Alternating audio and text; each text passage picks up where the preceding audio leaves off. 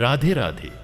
जय श्री कृष्णा। दोस्तों, आज की इस पावन वाणी को सुनने से पहले आइए हम सब मिलकर प्रेम पूर्वक भगवान श्री कृष्ण का स्मरण करें। हे मेरे राधे मोहन, जो भी भक्त इस अमृतमयी वाणी को सुन रहा है, उनके जीवन से समस्त दुख, चिंता और कष्ट दूर हों।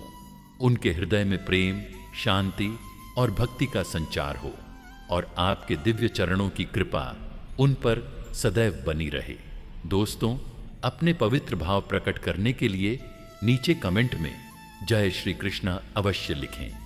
यदि आप हमारे YouTube चैनल गीता अमृतवाणी पर नए हैं तो कृपया चैनल को सब्सक्राइब करके इस भक्ति यात्रा का हिस्सा बने, ताकि श्री कृष्ण के अमृतमय ज्ञान से आपका जीवन आलोकित होता रहे।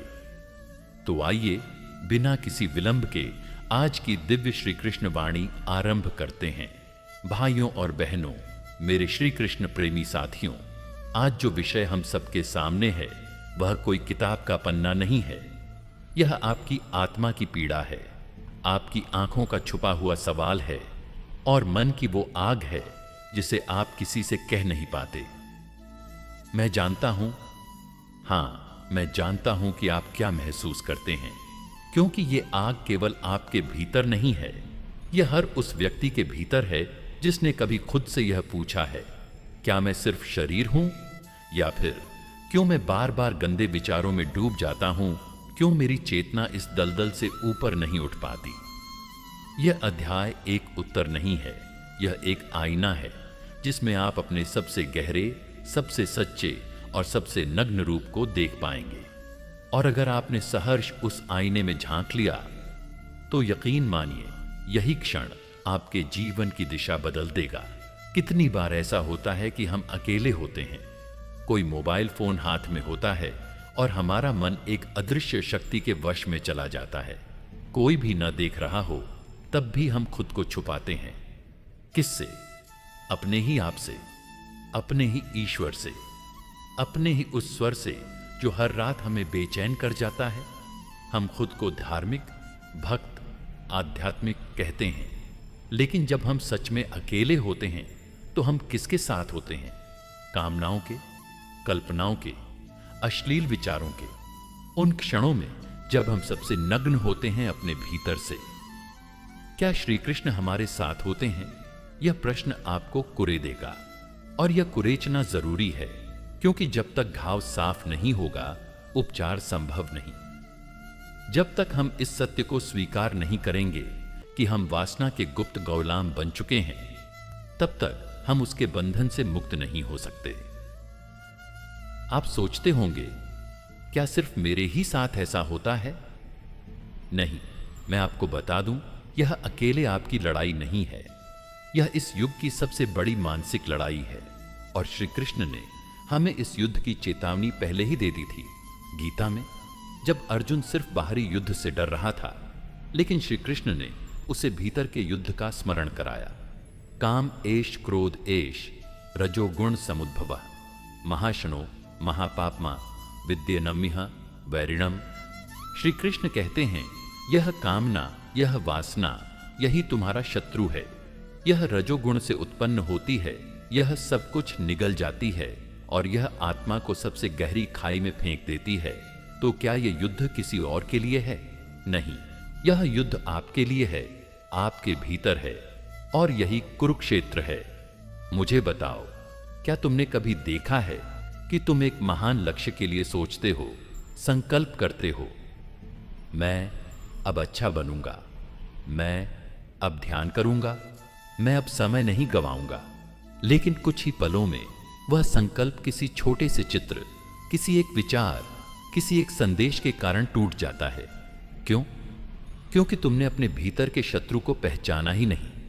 तुमने सोचा यह कोई मामूली कमजोरी है, पर नहीं, यह एक मायावी नागिन है जो तुम्हारी चेतना को डस रही है, धीरे धीरे, छुपकर, सलीके से। और दुख की बात यह है कि हम उसे पहचानने के बजाय उसे पाल रहे हैं।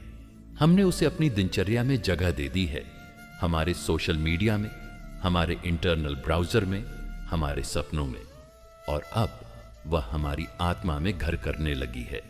लेकिन आज हां, आज मैं तुमसे एक संकल्प करवाने नहीं आया। मैं तुमसे सिर्फ इतना चाहता हूं कि तुम सत्य को देख सको, क्योंकि सत्य को देखना ही परिवर्तन की शुरुआत है। तुम जब अपने भीतर झांकोगे और देखोगे कि यह गंदे विचार क्यों आते हैं, तब तुम पाओगे कि ये विचार तुम्हारे नहीं हैं। ये समाज के, फिल्मों के, फालतू मनोरंजन के उन छवियों के हैं जो बार बार तुम्हें सिखाते हैं कि स्त्री एक उपभोग की वस्तु है और पुरुष बस एक इच्छाओं से भरा राक्षस है। तुम्हारे मन में जो चल रहा है वो तुम्हारी आत्मा नहीं चाहती। तुम्हारी आत्मा चाहती है शांति, प्रेम, गहराई, कृष्ण की भक्ति, लेकिन तुम्हारा मन चाह रहा है उत्तेजना, रोमांच, पल भर की संतुष्टि, और यही द्वंद्व तुम्हें तोड़ रहा है। मेरे प्रियजनों, तो सोचो, क्या तुम अपने ही जीवन के युद्ध से भाग रहे हो? क्या तुम अपने भीतर के अर्जुन हो जो सवालों से भरा है, डर से भरा है, लेकिन फिर भी खड़ा है? या तुम दुर्योधन बन चुके हो जो हर दिन अपनी इच्छाओं को न्यायसंगत ठहराता है और आत्मा की आवाज को दबा देता है? यह प्रश्न आज तुम्हें झकझोर देगा और यही इस अध्याय का सार है। अपने भीतर की बेचैनी को मत छुपाओ, उसे पहचानो, स्वीकार करो और श्री कृष्ण से मार्गदर्शन मांगो। मैं तुमसे वादा नहीं करता कि यह युद्ध आसान होगा, लेकिन मैं यह जरूर कहता हूं कि तुम अकेले नहीं हो। जब अर्जुन हारा, तब कृष्ण ने रथ के बीच उसे गले लगाया। उसी तरह जब तुम अपने जीवन के युद्ध में हारे हुए महसूस करोगे, कृष्ण तुम्हारे भीतर खड़े होंगे। पर शर्त यह है, तुम उन्हें बुलाओ तो सही। तो आज यह मत सोचो कि तुम्हारे विचार गंदे हैं इसीलिए तुम गिरे हुए हो। नहीं, बल्कि सोचो कि अब वक्त आ गया है इस अंधकार को प्रकाश में लाने का, अपनी आत्मा की पुकार सुनने का और श्री कृष्ण से जीवन का रहस्य जानने का। क्योंकि जब तक तुम खुद से यह नहीं पूछोगे, क्या मैं केवल वासना का दास हूं या आत्मा का पुत्र, तब तक मुक्ति का द्वार नहीं खुलेगा। प्रिय कृष्ण भक्तों, हम क्यों बार बार उसी सोच में डूबते हैं जिससे निकलने की हम कसम खाते हैं? आखिर मनुष्य के भीतर ऐसा कौन सा आकर्षण छिपा है जो बार बार उसे वासना की ओर खींच ले जाता है? शास्त्रों में इसे केवल काम नहीं कहा गया, यह मोहमूलक भ्रम है, एक ऐसा भ्रम जो मनुष्य को उसके वास्तविक स्वरूप से काट देता है। आपने कभी सोचा है कि हमारे मन में जो आकर्षण पैदा होता है वह बाहर की किसी वस्तु के कारण नहीं, बल्कि हमारी अपनी आंतरिक रिक्तता के कारण होता है। हम दूसरों की सुंदरता की ओर नहीं भागते, हम उस भाव की ओर भागते हैं जो हमें लगता है कि वहां मिलेगा। जैसे अकेलापन प्रेम में घुल जाता है, खालीपन स्पर्श में भर जाता है, टूटन किसी की मुस्कान से जुड़ जाती है। पर यह सब एक भ्रम है, क्योंकि यह भाव स्थायी नहीं होता। एक बार की संतुष्टि अगले क्षण बेचैनी बन जाती है। यह चक्र तब तक टूटता नहीं जब तक हम यह नहीं समझते कि हम किसी और को नहीं चाहते, हम अपनी अधूरी आत्मा की खोज में होते हैं। और यह बात श्री कृष्ण ने हमें 5000 वर्ष पहले ही बता दी थी। गीता में जब वे अर्जुन को मोह की कैद से मुक्त कर रहे थे, तब उन्होंने कहा, इंद्रियाणि इंद्रियार्थेषु राग द्वेषौ व्यवस्थितो तयोर्न वशमागच्छेत्त्वं हि ह्यस्य परिपंथिनो। अर्थात इंद्रियां विषयों की ओर स्वाभाविक रूप से आकर्षित होती हैं, परंतु राग अत्यधिक आकर्षण और द्वेष अत्यधिक घृणा, ये दोनों ही आत्मा के मार्ग में बाधा हैं। जो इनके अधीन हो जाता है वह अपनी दिव्यता से दूर हो जाता है। आपने देखा होगा, जब आप उदास होते हैं, अकेले होते हैं या जिंदगी में ठहराव आता है, तब इन विचारों की बाढ़ आ जाती है। काश कोई होता, काश कोई छू लेता, काश कोई देखता मुझे उस नजर से। और तभी हम गलत रास्तों पर भटक जाते हैं। सोशल मीडिया की वासना भरी तस्वीरें, अश्लील वीडियो, अनावश्यक चैट्स, और हम सोचते हैं यह सब हमें भर देगा। पर हर बार अंत में हम पहले से अधिक खाली हो जाते हैं। क्यों? क्योंकि आकर्षण बाहर की चीज से नहीं आता, वह उस अंदर की दरार से आता है जिसे हमने कभी स्वीकारा ही नहीं। आधुनिक मनोविज्ञान इसे कहता है डोपामाइन एडिक्शन साइकिल। हर बार जब आप किसी उत्तेजक चीज को देखते हैं, आपका मस्तिष्क डोपामाइन छोड़ता है, जो आपको एक पल की खुशी देता है। लेकिन हर अगली बार आपको ज्यादा उत्तेजना चाहिए होती है और फिर आप गिरते जाते हैं। एक दिन आप खुद से कहते हैं अब बस, लेकिन अगले ही दिन फिर से वही। अब जरा सोचिए, यही शास्त्र क्या कह रहे थे? यही बात श्री कृष्ण ने बहुत पहले कह दी थी। ध्यायतो विषयान पुंसः संगस्ते शूप जायते संघात संजायते कामः कामात् क्रोधोभिजायते।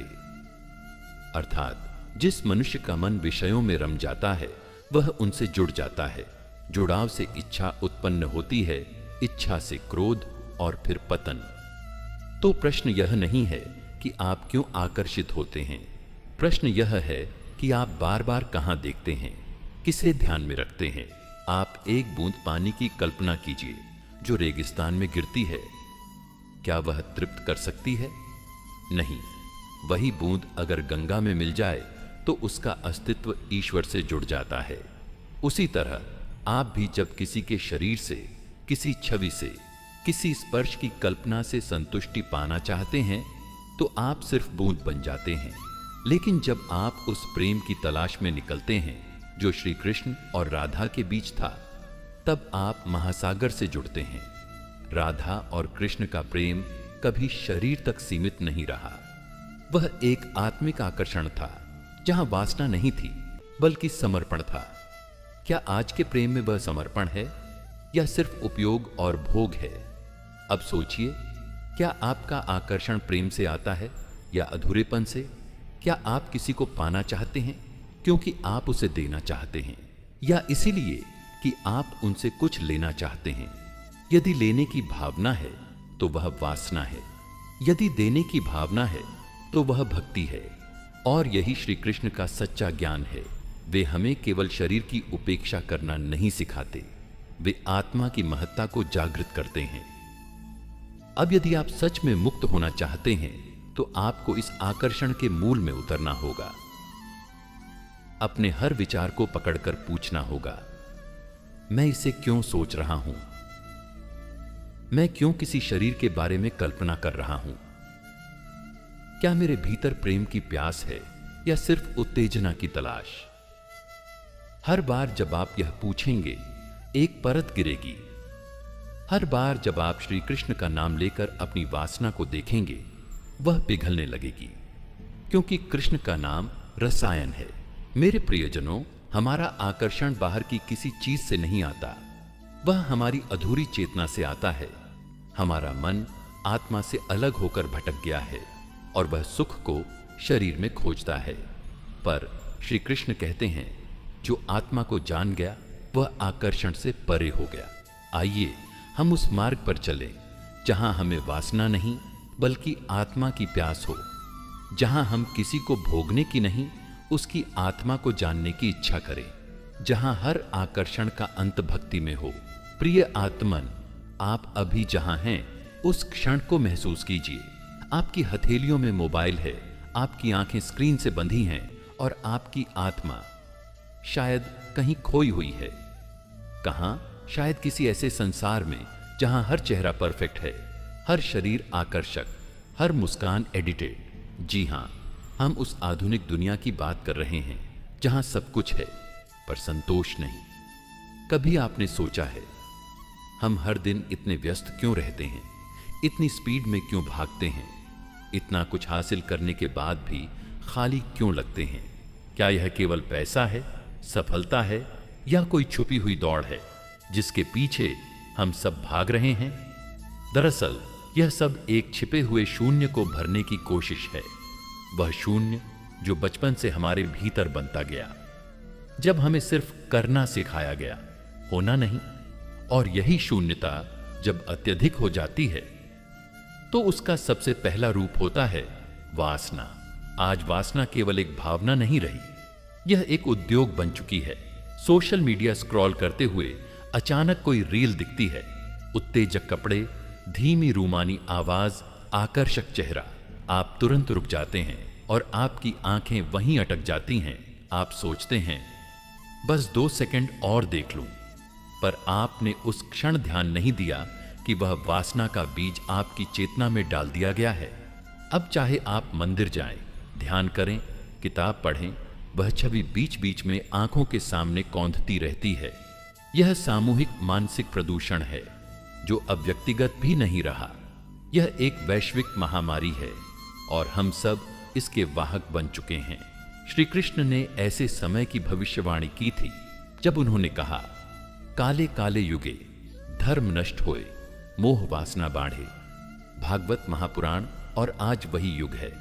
आप सुबह उठते हैं, मोबाइल देखते हैं, रात को सोने से पहले मोबाइल देखते हैं। दोनों समय में क्या होता है?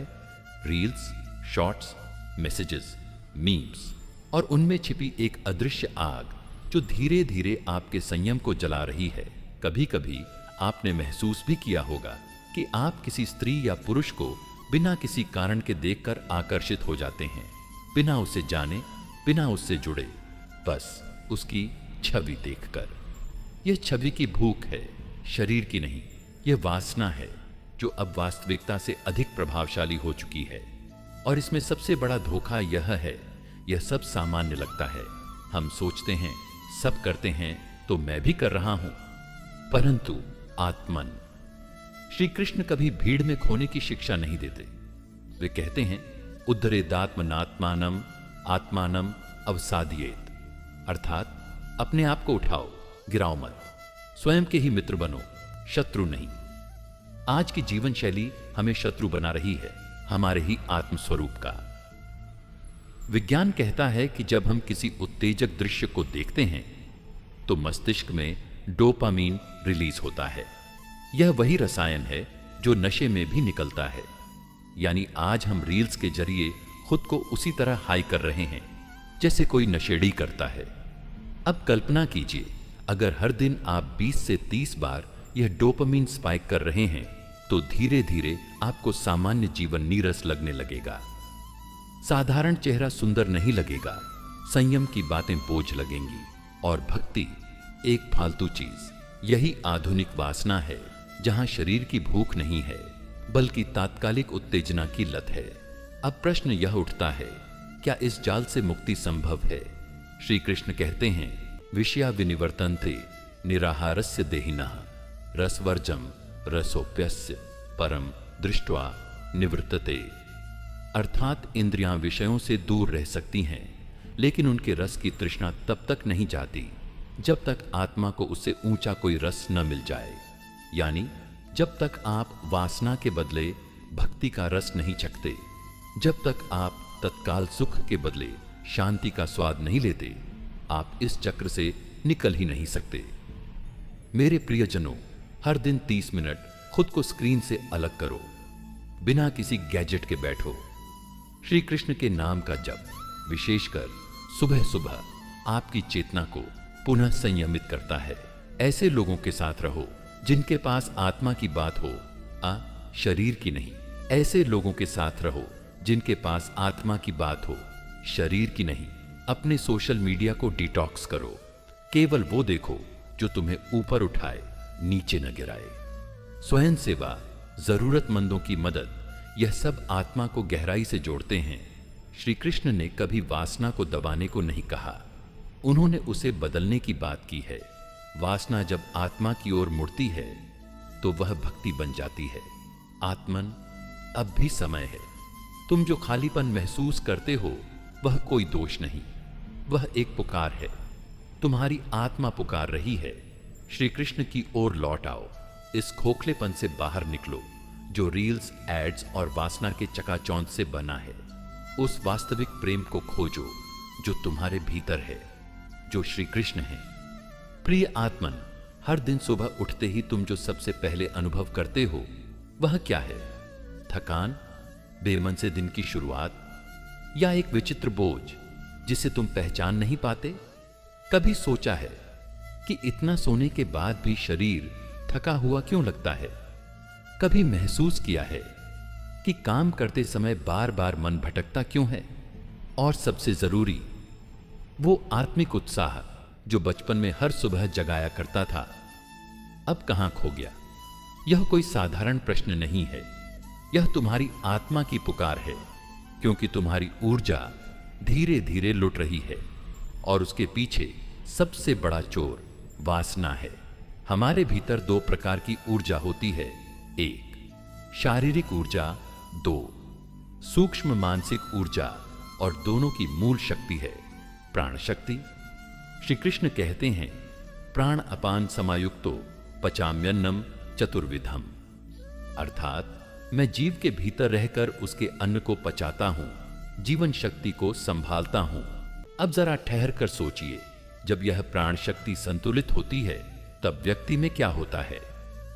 वह निडर होता है, निर्णय लेने की क्षमता तेज होती है, उसकी वाणी में गहराई होती है, उसकी दृष्टि स्पष्ट होती है और उसका कर्म एक तप बन जाता है। पर जब यही प्राण शक्ति अनियंत्रित वासना में बहती है तो वह व्यक्ति बार बार निर्णय बदलता है, किसी बात पर टिक नहीं पाता, उसे हर समय बेचैनी रहती है। एक थकावट जो शरीर से नहीं आत्मा से होती है। तुमने भी देखा होगा, जब तुम वासना के अधीन होते हो, चाहे वह किसी उत्तेजक दृश्य को देखना हो या किसी गंदी कल्पना में डूबना या किसी के प्रति अनावश्यक आकर्षण में खो जाना, तो उसके बाद जो पहली चीज गायब होती है वह है एकाग्रता। तुम किताब खोलते हो, मन नहीं लगता, ध्यान करने बैठते हो, छवियां दौड़ने लगती हैं, काम करते हो और बार बार व्हाट्सएप खोलकर देखते हो। यह सब केवल आदत नहीं है, यह ऊर्जा का क्षरण है। वासना हमारे भीतर का वह छेद है जहां से प्राण शक्ति बिना आवाज के बह रही है। तुम्हें लगता है सब ठीक है, पर असल में तुम धीरे धीरे अपनी ही शक्ति खो रहे हो, बिना लड़े, बिना शोर किए। अब आइए इस सत्य को और गहराई से समझते हैं। श्री कृष्ण ने अर्जुन से कहा था, ध्यानात् विषयान् पुंसा संगस्तेषु उपजायते, संघात संजायते कामः, कामात् क्रोधो भिजायते। अर्थात जब मन विषयों में रहता है तो वहां आसक्ति उत्पन्न होती है, आसक्ति से काम, वासना, वासना से क्रोध। अब यह चक्र देखिए, ध्यान, आसक्ति, वासना, क्रोध, मोह, स्मृति, भ्रम, बुद्धिनाश, विनाश। यही चक्र आज तुम्हारे भीतर चल रहा है। जब तुम्हारे भीतर काम जागता है तब वह केवल शरीर की मांग नहीं होती, वह तुम्हारी बुद्धि को विकृत करता है। तुम जो सही और गलत समझ सकते थे अब भ्रमित हो जाते हो। यही कारण है कि एक युवा जो 10 घंटे पढ़ सकता था अब 30 मिनट में ऊब जाता है। एक कर्मशील पुरुष जो अपने लक्ष्य की ओर तेजी से बढ़ रहा था अब YouTube और Instagram में फंस जाता है। एक गृहस्थ जो अपनी पत्नी से प्रेम करता था अब किसी अनजान चेहरे में सुकून ढूंढता है। यह निर्णय शक्ति का पतन है जो वासना के कारण हुआ। अब जरा शारीरिक स्तर पर इसे समझिए। जो व्यक्ति बार बार वासनात्मक विचारों में खो जाता है उसका शरीर निरंतर तनाव में रहता है, मांसपेशियां कस जाती हैं, नींद गहरी नहीं हो पाती, हार्मोनल असंतुलन बढ़ता है और सबसे अधिक उसकी इच्छा शक्ति, विल पावर कमजोर हो जाती है। फिर वह हर छोटी चुनौती से डरने लगता है, छोटे निर्णय भी कठिन लगते हैं और सबसे खतरनाक, वह अपने आप को ही दोषी मानने लगता है। और जब आत्मग्लानि शुरू होती है तो व्यक्ति दो चीजें करता है, या तो वह पूरी तरह वासनाओं में डूब जाता है या पूरी तरह भाग जाता है। श्री कृष्ण कहते हैं, न ही कश्चित क्षणमपि जातु तिष्ठत्य कर्मकृत। कोई भी व्यक्ति एक क्षण भी निष्क्रिय नहीं रह सकता। प्रकृति उसे कर्म के लिए बाध्य करती है, यानी या तो तुम चेतना में कर्म करोगे या अचेतन में वासना के अधीन। वासना की ऊर्जा बहुत शक्तिशाली होती है। अगर तुम उसे दबाओगे वह और बलवान होकर फूटेगी। अगर तुम उसे अनदेखा करोगे वह तुम्हें भीतर से खा जाएगी। पर अगर तुम उसे बदल दोगे तो वही ऊर्जा बन सकती है साधना की अग्नि। श्री कृष्ण की दृष्टि में यह रूपांतरण ऐसे होता है, जब तुम अपने मन की वासनाओं को पहचान कर लिखते हो, उन्हें स्वीकारते हो, तब उनकी शक्ति घटने लगती है। संयम कोई दमन नहीं, वह ऊर्जा को संचय करना है। मैं 10 दिन किसी भी वासनात्मक सामग्री से दूर रहूंगा। जब तुम कोई महान कार्य करते हो, जैसे किसी भूखे को भोजन देना, किसी दुखी को सहारा देना, तो वासना की शक्ति स्वतः कमजोर पड़ जाती है। मेरे प्रियजनों, शायद आज तुम्हारा चेहरा थका हुआ है, आंखों में एक झलक है, पर आत्मा में खोखलापन। तुम संघर्ष कर रहे हो, पर कोई देख नहीं रहा। तुम्हें खुद पर शर्म भी आती है और उम्मीद भी। श्री कृष्ण कहते हैं, मां शुच्चा अहम त्वां सर्व पापेभ्यो मोक्षयिष्यामि। डरो मत, मैं तुम्हें सभी पापों से मुक्त कर दूंगा। तुम्हारे अंदर जो ऊर्जा है वह किसी दैवी प्रज्वलन की प्रतीक्षा कर रही है। तुम्हें बस उस क्षण को पकड़ना है जहां तुम कहो, बस अब और नहीं। मेरे प्रियजनों, अब हम बात करेंगे उस जंजीर के बारे में जो बाहर से दिखाई नहीं देती, पर भीतर की आत्मा को सबसे गहराई में बांधे रखती है। यह जंजीर है स्वार्थ। और आज हम श्री कृष्ण की दृष्टि से जानेंगे कि कैसे यह स्वार्थ हमें भीतर से खोखला कर देता है और कैसे निष्काम कर्म अर्थात सेवा भाव से किया गया कर्म आत्मा को वासना, मोह और भ्रम की धुंध से बाहर निकालता है। कर्म करो, फल की इच्छा मत रखो।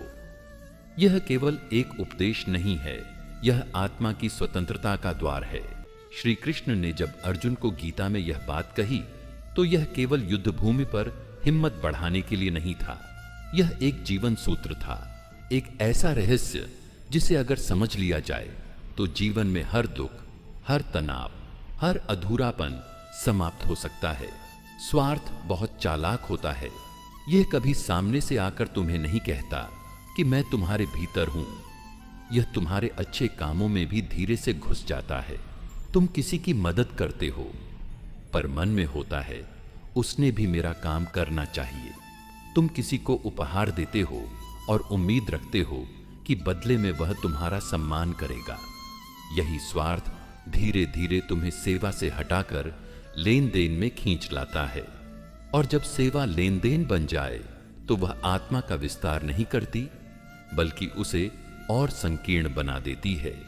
श्री कृष्ण कहते हैं, जो कर्म अपने फल के मोह में किया जाए वह बंधन बनता है, और जो कर्म केवल कर्तव्य मानकर परमात्मा को अर्पित करके किया जाए वही आत्मा को मुक्त करता है। अब एक प्रश्न उठता है, सेवा क्या है? क्या मंदिर में घंटा बजाना सेवा है? क्या किसी गरीब को खाना खिला देना सेवा है? हाँ, ये सब सेवा हो सकते हैं अगर इनमें कोई अपेक्षा ना हो। लेकिन असली सेवा वह है जहां करने वाला स्वयं मिट जाता है, जहां मैं कर रहा हूं की भावना भी नहीं रहती। जब किसी की आंखों में आंसू पोंछते हुए तुम्हें यह एहसास होता है कि जैसे भगवान ने तुम्हारे हाथों से किसी का दुहक कम कर दिया, तब वह सेवा है। श्री कृष्ण ने गीता में बार बार अर्जुन से कहा, तू मेरा निमित्त बन जा। यह निमित्तत्व ही सेवा का मूल है। जब तुम कोई भी काम किसी फल की लालसा से करते हो तो उसका परिणाम यदि तुम्हारी उम्मीदों के अनुसार नहीं आता तो तुम दुखी हो जाते हो। दुखी होकर तुम क्रोध करते हो, ईर्ष्या करते हो, खुद को कोसते हो, दूसरों को दोष देते हो। इस तरह एक फल की अपेक्षा तुम्हें हजार बंधनों में जकड़ देती है, और आत्मा जो स्वच्छंद थी वह छोटे छोटे अगर मगर में उलझकर अपना प्रकाश खो देती है। स्वार्थ न केवल दूसरों से अलगाव पैदा करता है, बल्कि यह तुम्हें तुमसे भी दूर कर देता है। श्री कृष्ण कहते हैं, योग कर्म सुकौशलम, अर्थात कर्म में कुशलता ही योग है। लेकिन यह कुशलता कैसी? वह कुशलता नहीं जो दुनिया को प्रभावित करे, बल्कि वह जो आत्मा को शुद्ध करे। जब तुम बिना अपेक्षा के केवल अपने कर्तव्य को ईश्वर को अर्पण करते हुए कर्म करते हो, तो वह कर्म न तो तुम्हारे अहंकार को बढ़ाता है, न तुम्हारे भीतर स्वार्थ के बीज बोता है। वह कर्म स्वयं एक साधना बन जाता है। जैसे एक मां अपने बच्चे को पालती है, दिन रात सेवा करती है, बिना कोई प्रतिफल की अपेक्षा किए। एक किसान धरती को जोतता है, बीज बोता है, बिना यह सोचे कि कितना अनाज मिलेगा। एक साधक भोर में उठकर प्रार्थना करता है बिना यह पूछे कि मुझे क्या मिलेगा। ये सब निष्काम कर्म है और यही आत्मा को धीरे धीरे मुक्त करते हैं। यहां श्री कृष्ण का गहरा संदेश है। उन्होंने यह नहीं कहा कि तुम दुनिया छोड़ दो, काम छोड़ दो, परिवार छोड़ दो। उन्होंने कहा कर्म करते रहो, पर कर्म के केंद्र में स्वयं को मत रखो। जब तुम हर कर्म को ईश्वर को अर्पित करके करते हो तो तुम कर्म के कर्ता नहीं, केवल माध्यम बनते हो। माध्यम बनते ही तुम कर्म के फल से बंधते नहीं, बल्कि मुक्त होते हो। जब तक मैं प्रमुख है तब तक सेवा भी स्वार्थ बन सकती है। श्री कृष्ण की दृष्टि कहती है तू स्वयं को भूल जा, तू केवल मेरा यंत्र बन जा। जैसे बांसुरी होती है जिसमें कोई सुर नहीं, पर जब मैं फूंकता हूं तो वह संगीत बन जाती है। तुम भी बांसुरी बनो। तुम्हारे कर्मों से जब ईश्वर की फूंक बहती है तो हर कर्म संगीत हो जाता है, सेवा हो जाता है। भगवान श्री कृष्ण के प्रिय भक्तों, अपने दिन भर के कार्यों को याद करो। क्या उनमें सेवा है या सौदा? क्या तुम रिश्तों में देना जानते हो बिना उम्मीद के? क्या तुम किसी की मदद कर सकते हो बिना धन्यवाद की अपेक्षा किए? क्या तुम कुछ ऐसा कर सकते हो जिसे देखकर केवल भगवान मुस्कुरा दे? अगर हां तो तुम्हारा जीवन सेवा है, अगर नहीं तो तुम स्वार्थ के बंधनों में हो। मेरे प्रियजनों, जहां आकर्षण होता है वहीं पीड़ा जन्म लेती है, और जहां अपेक्षा होती है वहीं बंधन पलते हैं। जीवन में जितनी भी पीड़ाएं हैं वे केवल दो शब्दों से जन्म लेती हैं, आकर्षण और अपेक्षा। हम चीजों की ओर खींचते हैं, वस्तुएं, लोग, रिश्ते, पद, सम्मान, और जब वे हमें नहीं मिलती या जैसा चाहते हैं वैसा नहीं होता तो मन दुखी हो जाता है। श्री कृष्ण कहते हैं आकर्षण ही वासनाओं की पहली सीढ़ी है। आकर्षण को अक्सर प्रेम समझ लिया जाता है। एक व्यक्ति कहता है मैं उस स्त्री के बिना नहीं रह सकता, मैं उससे प्रेम करता हूं। पर यदि कोई पूछे अगर वह स्त्री तुम्हारे साथ न रहना चाहे तो तुरंत उसका प्रेम क्रोध में बदल जाता है। क्यों? क्योंकि वह प्रेम नहीं था, वह आकर्षण था। उस स्त्री को पाने की लालसा थी। श्री कृष्ण ने राधा को कभी बांधने की कोशिश नहीं की। उन्होंने रास रचाया पर बिना बंधन के। उन्होंने प्रेम किया पर कभी अधिकार नहीं जताया। क्यों? क्योंकि जहां आकर्षण होता है वहां अधिकार की भावना पनपती है, और जहां अधिकार होता है वहां स्वतंत्रता नहीं, केवल परछाई होती है। जब हम किसी से प्रेम करते हैं, किसी का भला करते हैं, कोई रिश्ता निभाते हैं, तो स्वाभाविक रूप से हम कुछ अपेक्षा पाल लेते हैं। मैंने उसके लिए इतना किया, पर उसने क्या किया? मैंने अपने जीवन के 10 साल दिए और बदले में यह मिला। यही अपेक्षाएं हमें भीतर से कचोटती हैं और धीरे धीरे हमारे भीतर का प्रेम, करुणा, सेवा सब जलने लगते हैं। श्री कृष्ण ने गीता में स्पष्ट कहा, कर्म करो पर फल की अपेक्षा मत करो, क्योंकि फल की अपेक्षा ही दुख की जड़ है।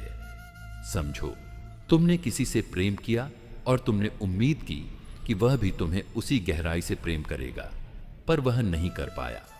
अब यह अपेक्षा तुम्हारे प्रेम को कड़वाहट में बदल देगी। इसीलिए श्री कृष्ण कहते हैं, तू प्रेम कर पर बिना अपेक्षा के, क्योंकि जब तू अपेक्षा से मुक्त होता है तभी तू मुक्त होता है। अब प्रश्न आता है, क्या हम किसी से आकर्षित ना हो, किसी से प्रेम भी न करें, कोई अपेक्षा ही न रखें? श्री कृष्ण की दृष्टि यह नहीं कहती कि तुम निर्जीव हो जाओ। वह कहते हैं, जो भी करो वह मेरे लिए करो, जो भी चाहो वह मुझे अर्पित करो, जो भी त्याग करो वह मुझे समर्पित करो। यही है पूर्ण समर्पण का मंत्र। जब तुम किसी से प्रेम करो तो ईश्वर के अंश को देखकर करो। जब तुम किसी की सेवा करो तो यह मानकर करो कि तुम ईश्वर की सेवा कर रहे हो। और जब तुम किसी से अपेक्षा मुक्त होकर कर्म करो तो उसका फल चाहे जैसा भी हो वह तुम्हें विचलित नहीं करता। समर्पण का अर्थ यह नहीं कि तुम हाथ पर हाथ रख दो। समर्पण का अर्थ है मन को, अहं को अपने होने के अभिमान को ईश्वर के चरणों में रख देना। मैं कुछ नहीं हूं, तू ही सब कुछ है, यही समर्पण है। एक बार एक वृद्ध संत किसी गांव से गुजर रहे थे। गांव के लोग उन्हें बहुत मानते थे। एक अमीर व्यापारी ने उनकी चरण सेवा में एक सोने की अंगूठी रख दी। संत ने उसे देखकर मुस्कुराते हुए ले ली और अपनी पोटली में रख ली। शिष्य ने पूछा, गुरुदेव, आप तो त्याग की मूर्ति हैं, फिर यह अंगूठी क्यों ले ली? संत ने कहा, मैंने अंगूठी ली है, पर इसे अपनाया नहीं है। कुछ दिन बाद नदी पार करते समय संत ने वही अंगूठी बहते पानी में डाल दी। शिष्य चौंका, इतनी कीमती वस्तु यूं ही? संत बोले, जिस वस्तु से मन न जुड़ा हो उसे छोड़ना आसान होता है, पर जिसे मन पकड़ ले वह वस्तु नहीं, बंधन बन जाती है। यह है समर्पण। वस्तु से रिश्ता हो पर मन से न हो। अब प्रश्न है, क्या यह इतना सरल है? क्या हम यूं ही समर्पण कर सकते हैं? नहीं, यह साधना है। हर दिन, हर क्षण, जब भी कोई भावना उठे, कोई लालसा जगे, कोई अपेक्षा सिर उठाए, तब हमें ठहरना है और स्वयं से पूछना है, क्या मैं इसका केंद्र हूं या ईश्वर है? क्या यह मेरा स्वार्थ है या समर्पण का भाव? क्या यह खिंचाव मुझे ईश्वर से जोड़ रहा है या खुद में बांध रहा है? धीरे धीरे जैसे जैसे यह जागरूकता आती है, हमारी आत्मा हल्की होती जाती है, क्योंकि आकर्षण भारी होता है, अपेक्षा बोझ होती है और समर्पण वह पंख देता है। कुछ लोग सोचते हैं समर्पण का अर्थ है हार जाना, पराजित हो जाना, पर श्री कृष्ण कहते हैं समर्पण वह शक्ति है जिसमें तुम ईश्वर से एक हो जाते हो। जब अर्जुन ने कहा, मैं शिष्य हूं, मुझे बताइए मैं क्या करूं, तब वह पराजित नहीं हुआ था, वह तब विजेता बना। क्योंकि जब तक तुम स्वयं को सर्वोच्च मानते हो, तुम ईश्वर से दूर रहते हो, और जब तुम कह देते हो मैं कुछ नहीं जानता, तू बता, तब ब्रह्म तुम्हारे भीतर उतर आता है। मेरे प्रिय दर्शकों, रोज रात सोने से पहले यह विचार करें, क्या मेरा आज का दिन आकर्षणों में बीता या समर्पण में?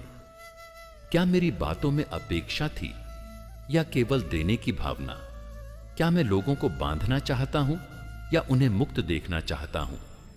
यदि उत्तर समर्पण है तो आप ईश्वर के मार्ग पर हैं। यदि उत्तर आकर्षण और अपेक्षा है तो अभी आत्मा कैद में है। भगवत भक्तगण, हम सबके भीतर एक पवित्र चेतना है जिसे आत्मा कहा जाता है, पर इस आत्मा के चारों ओर हमने विकारों की दीवारें खड़ी कर दी हैं। काम, क्रोध, लोभ, मोह, ईर्ष्या, अहंकार, और इन विकारों की आग में वह पवित्र चेतना लगातार जल रही है, सिसक रही है। श्री कृष्ण ने जीवन को केवल कर्म या भक्ति तक सीमित नहीं रखा।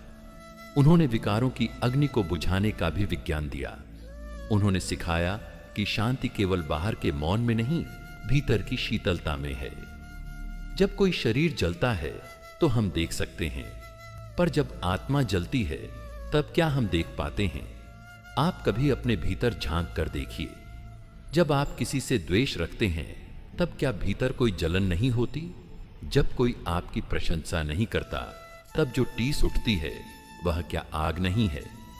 जब कोई आपकी इच्छा के विरुद्ध कार्य करता है तब जो क्रोध उमड़ता है, क्या वह लपटें नहीं फेंकता? यह विकारों की अग्नि है और यही सबसे खतरनाक है, क्योंकि यह बाहर से नहीं, भीतर से जलाती है। और इस आग में न केवल हमारा मन झुलसता है, बल्कि हमारी चेतना भी राख होती जाती है। श्री कृष्ण कहते हैं, काम एष क्रोध एष रजोगुण समुद्भवा महाशनो महापापमा विद्येनमिह वैरिणम। यह जो कामना और क्रोध है, यही सबसे बड़ा शत्रु है। ये रजोगुण से उत्पन्न होता है और आत्मा को निगल जाता है। अब प्रश्न उठता है, ये विकार आते कहां से हैं? श्री कृष्ण इसकी जड़ बताते हैं, अहंकार, वह मैं और मेरा की भावना जो हमें हर क्षण बांधती है। यह मेरा सम्मान है, मेरे साथ ऐसा कैसे हो सकता है? मैं गलत कैसे हो सकता हूं? यह जो मैं है वही सब विकारों की जड़ है। क्रोध तब आता है जब मैं की इच्छा पूरी नहीं होती। लोभ तब आता है जब मैं को और चाहिए। ईर्ष्या तब आती है जब मैं किसी और से कम महसूस करता है। जब तक यह मैं जीवित है तब तक आत्मा विकारों में जली हुई ही रहेगी। श्री कृष्ण विकारों से युद्ध नहीं कराते। वे कहते हैं विकार से लड़ो मत, उसे देखो। जैसे अंधकार को हटाने के लिए आपको मशाल जलानी होती है, वैसे ही विकार को मिटाने के लिए चेतना का प्रकाश चाहिए। जैसे ही तुम क्रोध को देखते हो वह क्षीण होने लगता है। जैसे ही तुम लोभ को पहचानते हो उसकी पकड़ ढीली होने लगती है। श्री कृष्ण अर्जुन से कहते हैं स्थिर बुद्धि सम दुख सुख निस्त्रय गुण्यो भव अर्जुन। तू स्थित प्रज्ञ बन, सुख दुख में समान रह और त्रिगुणों सत्व रज तम से परे उठ। यह स्थित प्रज्ञता ही है भीतर की शीतलता, जहां विकार अपनी पकड़ खो देते हैं। एक बार एक वृद्ध तपस्वी हिमालय की गुफा में वर्षों से ध्यान कर रहा था। एक दिन एक युवा साधक उसके पास आया और बोला, गुरुदेव, मैं ध्यान करता हूं पर मेरा क्रोध कम नहीं होता। मैं कुछ नहीं बोलता पर भीतर आग सी जलती रहती है। वृद्ध मुस्कुराए और बोले, बाहर चुप रहना मौन नहीं है, भीतर शांत होना ही असली ध्यान है। उन्होंने एक दीपक जलाया और बोले, हर बार जब तुम भीतर विकार देखो तो ध्यान दो, उसे बदलने की कोशिश मत करो, बस उसे देखो, उसकी ऊर्जा बदल जाएगी। युवा साधक ने वर्षों तक अभ्यास किया और एक दिन वही क्रोध, वही ईर्ष्या शुद्ध ऊर्जा में परिवर्तित हो गई। अब वह साधक जब किसी पर क्रोधित होता तो वह क्रोध सेवा में बदल जाता, ईर्ष्या आती तो वह साधना में बदल जाती। वह बाहर से नहीं, भीतर से शांत हो गया। श्री कृष्ण ने कभी नहीं कहा कि जीवन में कामनाएं नहीं होंगी। उन्होंने यह कहा, वे आएंगी पर तुम उन्हें देखो, उन्हें पकड़ो मत। जैसे नदी बहती है वैसे ही मन में विचार बहते हैं, पर जब तुम नदी के बीच में कूदते नहीं बल्कि किनारे बैठकर देखते हो, तभी तुम स्वयं को नदी से अलग समझ पाते हो। श्री कृष्ण का साधक विकारों से डरता नहीं, वह उनसे छुपता नहीं, वह उन्हें देखता है, उन्हें जानता है और अंततः उनसे ऊपर उठ जाता है। हमें एक भ्रम रहता है कि आध्यात्मिक जीवन का अर्थ है क्रोध कभी न आए, कामना कभी न हो, लोभ कभी न जगे। पर यह असंभव है। जब तक शरीर है, मन है, तब तक ये विकार आते रहेंगे। श्री कृष्ण हमें मुक्ति नहीं देते, वे पहचान की शक्ति देते हैं। वे कहते हैं, जो देख रहा है वह विकार नहीं है, वह साक्षी है, वह आत्मा है। यह समझ ही आत्मा को विकारों की आग से निकालती है, क्योंकि अब आत्मा विकारों के साथ नहीं, उनसे अलग हो जाती है। जैसे अर्जुन का रथ रणभूमि में श्री कृष्ण चला रहे थे, वैसे ही हमारे जीवन के रथ में भी श्री कृष्ण को आमंत्रित करना होगा। जब क्रोध का रथ भागे तो श्री कृष्ण को कहो, हे केशव, मुझे थामो। जब लोभ का अश्व दौड़े तो कहो, हे माधव, मुझे साक्षी बना दो। जब मोह की घुड़दौड़ हो तो कहो, हे गोविंद, मेरी दृष्टि भीतर कर दो। जब जीवन का हर विकार ईश्वर की दृष्टि में आ जाता है तो वह शत्रु नहीं रहता, वह साधना बन जाता है। जिन्होंने विकारों को पहचाना उन्होंने आत्मा को शुद्ध किया, जिन्होंने विकारों से भागा वे अंततः उन्हीं में उलझ गए। श्री कृष्ण की दृष्टि हमें एक नया रास्ता दिखाती है, जहां न सप्रेशन है न इंडल्जेंस, केवल अवेयरनेस है। और यही अवेयरनेस आत्मा को शीतल बनाती है, उस अग्नि से निकालती है जिसमें वह युगों से जल रही है। तो अगली बार जब क्रोध उठे तो लड़ो मत, देखो। जब लोभ उठे तो भागो मत, समझो। जब मोह जगे तो उससे बंधो मत, साक्षी बनो। मेरे प्रियजनों, वासना केवल शारीरिक आकर्षण नहीं है, यह वह ऊर्जा है जो रूप बदलकर हर जगह फैली है। कभी वासनाएं संबंधों में दिखाई देती हैं, कभी सत्ता के पीछे, कभी सम्मान की चाह में, तो कभी आत्म स्वीकृति की भूख में। हर व्यक्ति कहीं ना कहीं इस वासना के वशीभूत है और इसी वासना में वह प्रेम खोजता है, सुख खोजता है, पर हर बार अंत में खालीपन ही मिलता है। भगवान श्री कृष्ण ने वासना को कभी शत्रु नहीं कहा। उन्होंने उसे प्रेम में रूपांतरित करने की कला सिखाई, क्योंकि जहां वासना जलाती है वहीं प्रेम शांत करता है, जहां वासना सीमित करती है वहीं प्रेम विस्तार देता है, और आत्मा को मुक्ति मिलती है जब वासना करुणा में पिघलने लगती है। आप कभी ध्यान से देखें, जब हम किसी से आकर्षित होते हैं तो भीतर एक स्वर उठता है, यह मुझे चाहिए। यह चाहना ही वासना की शुरुआत है। यह चाह एक व्यक्ति के लिए हो सकती है, किसी शरीर के लिए, किसी भावना के लिए, या यहां तक कि किसी की आंखों में खुद को खूबसूरत देख पाने की लालसा। वासना एक अदृश्य प्यास है जिसका स्रोत बाहर होता है और परिणाम भीतर की बेचैनी।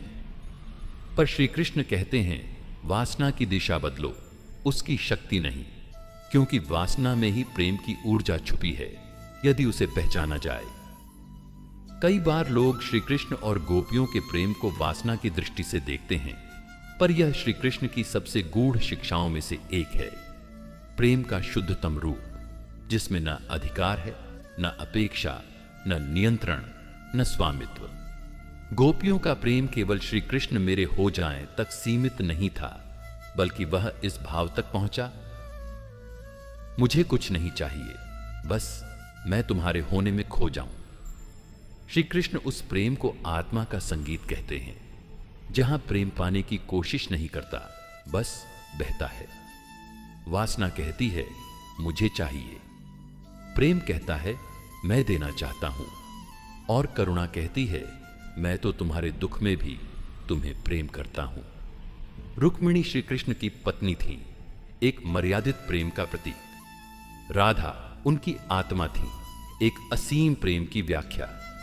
राधा का प्रेम सामाजिक नहीं था, वह उस स्तर पर था जहां वासना प्रेम में घुल जाती है और प्रेम करुणा में बदल जाता है।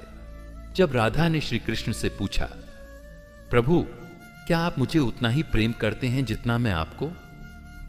श्री कृष्ण मुस्कुराए और बोले, राधे, जब तू मुझे देखती है तो तुझे मैं दिखता हूं, और जब मैं तुझे देखता हूं तो मुझे केवल तू दिखती है। अब बताओ, क्या यह प्रेम है या स्वयं की अनुभूति? यह संवाद बताता है कि जब वासना प्रेम में रूपांतरित हो जाती है तो वह स्वयं को पहचानने का माध्यम बनती है, न कि किसी को पाने का साधन। श्री कृष्ण इस यात्रा में बाधा नहीं डालते। वे कहते हैं, जाओ अनुभव करो, वासना को रोको मत, क्योंकि रोकी गई वासना छाया की तरह पीछा करती है। उसे समझो, देखो और उसकी पीड़ा को महसूस करो। वही पीड़ा प्रेम में बदल जाएगी। एक युवक अपने गुरु के पास आया और बोला, गुरुदेव, मैं कामनाओं से ग्रसित हूं, मैं ध्यान करता हूं, पर मेरा मन स्त्रियों में उलझा रहता है। गुरु मुस्कुराए और बोले, तुम जिस स्त्री को पाने की लालसा में हो, क्या तुम उसकी खुशी चाहते हो या बस उसकी देह? वह युवक चुप हो गया।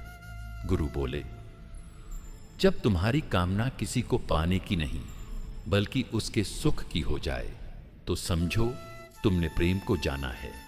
और जब तुम्हारा प्रेम इस बात से मुक्त हो जाए कि उसे तुम्हारे प्रेम की जरूरत है या नहीं, तो समझो करुणा जाग चुकी है। वह युवक वर्षों तक तप करता रहा और एक दिन उसकी दृष्टि में स्त्रियां आकर्षण नहीं, सृष्टि की सुंदरता बन गईं। श्री कृष्ण कभी वासना से भागने की सलाह नहीं देते। वे कहते हैं, जो तुम्हारे भीतर है उसे बाहर मत फेंको, उसे रूपांतरित करो। जैसे सूर्य की गर्मी से अग्नि निकलती है, उसी तरह आत्मा की ऊर्जा से कामनाएं जन्म लेती हैं।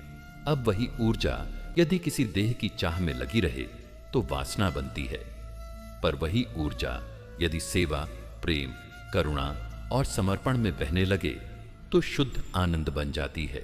यही है श्री कृष्ण मार्ग, भीतर की ज्वाला को दीप में बदलना, वासना को प्रेम में पिघलाना, प्रेम को करुणा में ढालना और करुणा को भगवान की उपासना में समर्पित कर देना।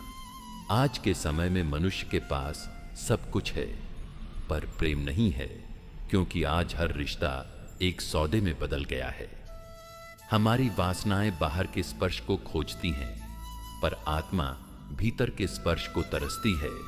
एक ऐसा प्रेम जो देह के बिना भी संपूर्ण हो, एक ऐसी दृष्टि जो देखे नहीं पर सब कुछ जान ले, एक ऐसा अपनापन जो शब्दों के बिना भी आत्मा को छू जाए। श्री कृष्ण इसी प्रेम का संदेश देते हैं। वे हमें याद दिलाते हैं, तुम्हारे भीतर एक ऐसा प्रेम है जो कभी खत्म नहीं होता, बस तुमने उसे वासना के पर्दों में छुपा दिया है। वासना को दबाने की नहीं, समझने की आवश्यकता है। उसकी पीड़ा को देखो, उसकी अधूरी चाह को जानो और फिर प्रेम की आंखों से उसे देखो। श्री कृष्ण का मार्ग कोई सन्यास नहीं है, वह संसार में रहते हुए विकारों को रूपांतरित करने की साधना है। वासना आत्मा की प्यास है, पर वह दिशा भटक गई है। प्रेम आत्मा का प्रकाश है जो उसे दिशा देता है। करुणा आत्मा की पूर्णता है जहां कुछ भी अधूरा नहीं रहता। प्रियजनों, जीवन की इस अनंत यात्रा में हम अक्सर बाहर की दुनिया में उलझे रहते हैं, संबंधों में, पद प्रतिष्ठा में, सुख सुविधाओं में। परंतु क्या कभी आपने रुककर भीतर झांका है? उस मौन, शांत, स्थिर स्वरूप को देखा है जो हमारे भीतर बैठा है।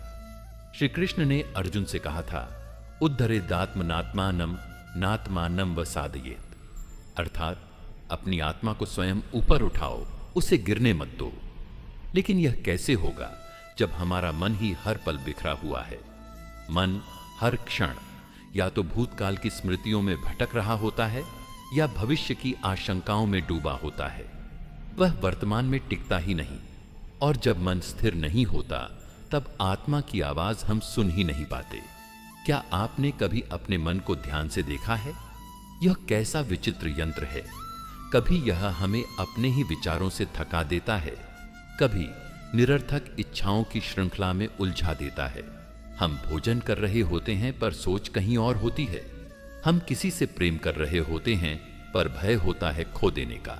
यह मन बिना कारण ही द्वंद्व रच देता है। मैं योग्य हूं या नहीं, यह सही है या गलत, मैं सफल हूं या असफल। और यही द्वंद्व आत्मा के अनुभव को ढंक देता है। मन हमें लगातार बाहर की ओर खींचता है, जबकि आत्मा भीतर बुला रही होती है। मन कहता है, देखो यह सुंदर है, यह तुम्हें चाहिए। आत्मा कहती है, जो कुछ भी बाहर है वह क्षणिक है। मन कहता है, तुम अधूरे हो, तुम्हें कुछ चाहिए। आत्मा कहती है, तुम संपूर्ण हो, बस याद नहीं। मन भ्रम पैदा करता है, आत्मा समाधान देती है। मन आवाज करता है, आत्मा मौन में बोलती है। मन अस्थिरता है, आत्मा स्थिरता। श्रीमद् भगवद गीता के 6ठे अध्याय में श्री कृष्ण कहते हैं, श्रेयो हि ज्ञानम अभ्यास आज्ञानात् ध्यानम विशिष्यते, ध्यानात् कर्म फल त्यागस्त्यागात् शांतिरण अंतरम। ज्ञान से ध्यान श्रेष्ठ है, ध्यान से भी श्रेष्ठ है कर्म फल का त्याग, और त्याग से मिलती है परम शांति। श्री कृष्ण यहां हमें एक सीढ़ी दिखा रहे हैं। अभ्यास, फिर ज्ञान, फिर ध्यान, फिर त्याग और अंत में शांति। यह शांति केवल बाह्य परिस्थितियों से नहीं आती, यह आती है तब जब मन की हलचल शांत होती है और आत्मा की झलक मिलती है। श्री कृष्ण बार बार कहते हैं, मामेकम शरणम व्रज। सारा संसार, सारी वासनाएं, सारी इच्छाएं अंततः एक ही बात कहती हैं, मुझे देखो, मुझे पाओ। परंतु कृष्ण कहते हैं, उन सब की ओर मत भागो, मेरी ओर आओ, क्योंकि मैं ही वह केंद्र हूं जहां सब कुछ सिमटता है। जब कोई व्यक्ति मन की चालों को पहचान लेता है, तब वह पहला कदम उठाता है आत्मा की ओर। पहले वह देखता है, मेरे मन में क्रोध है, फिर मैं क्रोध नहीं हूं, फिर मैं वह हूं जो सब देख रहा है, और अंत में मैं साक्षी हूं, मैं आत्मा हूं। यह जान लेना कि मैं मेरा मन नहीं हूं, यह सबसे बड़ा बोध है। पर यह बोध तब तक नहीं आता जब तक हम अपने मन की परछाइयों से न गुजरें। आपको ईर्ष्या आती है, वासना आती है, भय आता है, मोह आता है, यह कोई समस्या नहीं है। समस्या तब है जब आप यह मान लें कि आप वही हैं। पर जो व्यक्ति अपनी कमजोरियों को स्वीकार करके उन्हें देखने लगता है, वही आगे बढ़ता है। कभी कभी जब हम सब कुछ खो चुके होते हैं, रिश्ते, धन, विश्वास, पहचान, तब एक हल्की सी आवाज भीतर से आती है, एक मौन जो कहता है, जो गया वह माया था, जो बचा वही सत्य है। यही आत्मा की पुकार है और इसे सुनने के लिए जरूरी है कि हम मन के शोर से बाहर निकलें। श्री कृष्ण आत्मा को साक्षी, सनातन और अविनाशी कहते हैं। न जायते म्रियते व कदाचित नायम भूत्वा भविता व न भूया। आत्मा कभी जन्म नहीं लेती, कभी मरती नहीं, वह सदा थी, है और रहेगी। फिर जो नष्ट होता है वह देह है, विचार हैं, भावनाएं हैं, मन की परतें हैं। जो शाश्वत है वह आत्मा है और उस तक पहुंचना ही आत्मा की मुक्ति है। कृष्ण का मार्ग केवल दार्शनिक नहीं है, वह अत्यंत व्यावहारिक है। पहले मन को बाहर से हटाओ, इच्छाओं को पहचानो, पर उनमें फंसो मत। किसी एक लक्ष्य पर ध्यान केंद्रित करो। श्री कृष्ण, ब्रह्म, सत्य, जो भी तुम्हारा आदर्श हो।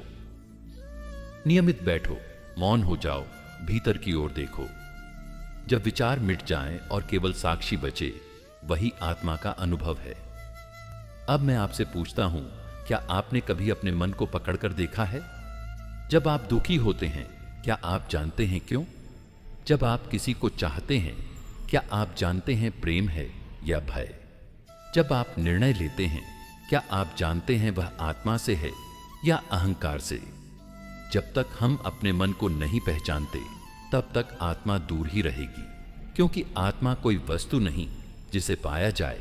वह पहचान है जो प्रकट होती है जब मन हट जाता है। श्री कृष्ण कहते हैं, समत्वम योग उच्यते। जहां समता है वही योग है।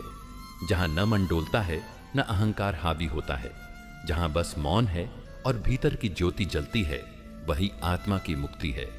इसलिए हे साधकों, मन से मत भागो, उसे देखो, उसकी चालें समझो, उसकी ख्वाहिशों को उजागर करो। फिर देखो, मन खुद चुप हो जाएगा और आत्मा स्वयं गूंज उठेगी। श्री कृष्ण भक्तों, श्री कृष्ण हमें केवल भोग का त्याग नहीं सिखाते, वे हमें भोग को परिवर्तित करने का विज्ञान सिखाते हैं। भोग से योग की यात्रा का यह अध्याय उसी यात्रा की 5 रहस्यमयी सीढ़ियों को प्रकट करेगा, जो श्री कृष्ण के जीवन और उनके उपदेशों में छुपे हैं। जिस क्षण हमें लगता है कि हम कुछ अधूरे हैं, उसी क्षण भोग जन्म लेता है। मुझे कुछ चाहिए, यह भाव तभी आता है जब भीतर से हम खाली महसूस करते हैं। लेकिन क्या आपने गौर किया है, जो वस्तु या अनुभव हम प्राप्त करते हैं, वह कुछ समय बाद फिर वही अधूरापन पैदा कर देता है। क्यों? क्योंकि वह अधूरापन वास्तविक नहीं था, वह केवल मन का भ्रम था। श्री कृष्ण कहते हैं, त्रिविधम नरकस्येदम द्वारम नाशनमात्मनः कामः, क्रोधः तथा लोभः। काम, क्रोध और लोभ, ये 3 नरक के द्वार हैं और इन तीनों की जड़ है अपूर्णता का अनुभव। जिस दिन हम अपने भीतर की पूर्णता को पहचानने लगते हैं, उसी दिन से भोग की आवश्यकता घटने लगती है।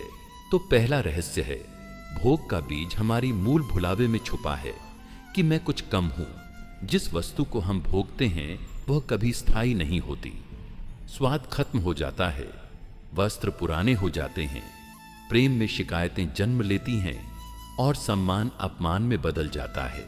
लेकिन जिस आत्मा से हम इन्हें देख रहे हैं, वह बदलती नहीं। श्री कृष्ण अर्जुन से कहते हैं, न हन्यते हन्यमाने शरीरे। देह के नष्ट होने पर भी आत्मा नहीं नष्ट होती। अब जरा गहराई से समझिए, अगर हम स्थायी आत्मा से अस्थायी अनुभवों को देखना शुरू करें, तो भोग बंधन नहीं रह जाता, वह एक सीख बन जाता है। भोग तब बंधन बनता है जब हम मान लेते हैं कि यही सब कुछ है, पर जब हम उसमें भी साक्षी भाव रख लेते हैं, तब वह हमें योग की ओर ले जाता है। श्री कृष्ण का तीसरा रहस्य उनके सबसे गहरे सिद्धांत में छुपा है, कर्मण्येवाधिकारस्ते मा फलेषु कदाचन। तेरा अधिकार केवल कर्म पर है, फल पर नहीं। यह वाक्य केवल कर्म का संदेश नहीं है, यह भोग से योग का सेतु है। जब तक हम कर्म का फल भोगना चाहते हैं, तब तक हम उसकी दास्ता में हैं। लेकिन जब हम कर्म को प्रेम से करते हैं, समर्पण से करते हैं, बिना अपेक्षा के करते हैं, तब वही कर्म योग बन जाता है। मान लीजिए आपने किसी की मदद की, अगर आप उसके बदले में धन्यवाद की अपेक्षा करते हैं और न मिले तो दुखी होते हैं, तो यह भोग है। लेकिन अगर आपने केवल प्रेम वश किया और उसे करना ही संतोष दे गया, तो यह योग है। यह छोटा सा अंतर ही हमें श्री कृष्ण की आत्मा से जोड़ता है। श्री कृष्ण हमें भोग से डरने नहीं कहते, वे उसे परिष्कृत करने का तरीका बताते हैं। जब हम जानबूझकर ध्यान से भोग करते हैं, जैसे आप स्वादिष्ट भोजन खा रहे हैं पर पूर्ण जागरूकता के साथ, आप देख रहे हैं स्वाद अच्छा है पर यह मुझे बांध नहीं रहा, अब आप स्वयं को खाने में लिप्त नहीं पाते। आप भोजन कर रहे हैं पर अंदर कोई देख रहा है, अंततः आप देख पाते हैं मैं भोजन कर रहा हूं पर उसमें लिप्त नहीं हूं। यह अवस्था श्री कृष्ण की दृष्टि में योग्य है। इसीलिए गीता में भोग को त्यागने की नहीं, शुद्ध करने की बात की गई है। श्री कृष्ण का सबसे बड़ा रहस्य यह है कि प्रेम ही भोग की अंतिम परिणति है। हम जो कुछ भी भोगते हैं उसके मूल में प्रेम ही है। हम स्वाद क्यों चाहते हैं? क्योंकि स्वाद हमें सुख देता है। हम सम्मान क्यों चाहते हैं? क्योंकि वह हमें पूर्ण महसूस कराता है। हम किसी को क्यों चाहते हैं? क्योंकि उसमें खो जाना चाहते हैं। तो प्रश्न यह है, क्या वह प्रेम बाहर से मिलेगा? कृष्ण कहते हैं नहीं। भक्त्या मां विजानाति यावान्यश्चास्मि तत्वतः। भक्ति द्वारा ही मुझे जाना जा सकता है जैसा मैं वास्तव में हूं। यही अंतिम उत्तर है। भोग से योग की अंतिम सीढ़ी भक्ति है। भक्ति वह अवस्था है जब भोग की वस्तु से प्रेम हटकर परम सत्ता की ओर केंद्रित हो जाता है। जब हम संसार से प्रेम करना छोड़ देते हैं और संसार के पीछे छिपे परमात्मा से प्रेम करने लगते हैं। अब जरा अपने भीतर देखिए, क्या आपके भीतर भी अर्जुन की तरह द्वंद्व है? एक ओर वासनाएं हैं, अपेक्षाएं हैं, दूसरी ओर आत्मा की पुकार है। क्या आप भी कभी अपने मन से कहते हैं मैं थक गया हूं? तो जानिए आप युद्ध भूमि में हैं और श्री कृष्ण आपके भीतर हैं, आपके सारथी के रूप में। वे आपको छोड़ेंगे नहीं जब तक आप स्वयं को न पहचान लें। मोह की अंतिम दवा श्री कृष्ण के अनुसार केवल एक है, समर्पण। समर्पण का अर्थ हार नहीं है। समर्पण वह स्थिति है जब हम यह स्वीकार करते हैं कि हमारा नियंत्रण सीमित है पर ईश्वर की कृपा असीमित है। श्री कृष्ण ने गीता के अंतिम श्लोक में यही कहा, सर्वधर्मान् परित्यज्य मामेकम शरणम व्रज। सभी कर्तव्यों को त्याग कर मेरी शरण में आओ। इसका अर्थ यह नहीं कि सारे रिश्ते छोड़ दो, काम छोड़ दो, समाज से कट जाओ। इसका अर्थ है अपने भीतर की जिम्मेदारी ईश्वर को सौंप दो। अपने रिश्तों में, कार्यों में, निर्णयों में ईश्वर को उपस्थित होने दो। जब आप कहें, हे कृष्ण, यह मैं नहीं, तू ही है जो निभा रहा है। कृष्ण केवल कोई देवता नहीं है, वे एक स्थिति हैं, एक चेतना, एक दृष्टि। उन्हें बाहर मत खोजो, उन्हें भीतर बुलाओ। हर बार जब कोई वासना उठे तो पूछो, हे कृष्ण, क्या यह मेरे योग्य है? हर बार जब आप किसी भोग में डूबने लगें तो कहो, हे माधव, मुझे संभालो। और यकीन मानिए कृष्ण आएंगे, क्योंकि वे तब भी आए थे जब अर्जुन टूटा था, डरा था, बिखरा था। आप भी अर्जुन हैं और आपके भीतर भी कोई श्री कृष्ण बोलना चाहता है। बस मौन होकर उसे सुनो। मेरे प्रियजनों, अगर आपको ये ज्ञानवर्धक बातें पसंद आईं और आपने इससे कुछ नया सीखा तो वीडियो को लाइक करें और अपने विचार कमेंट में साझा करें और हमारे चैनल गीता अमृतवाणी को सब्सक्राइब करें। राधे राधे। जय श्री कृष्णा दोस्तों।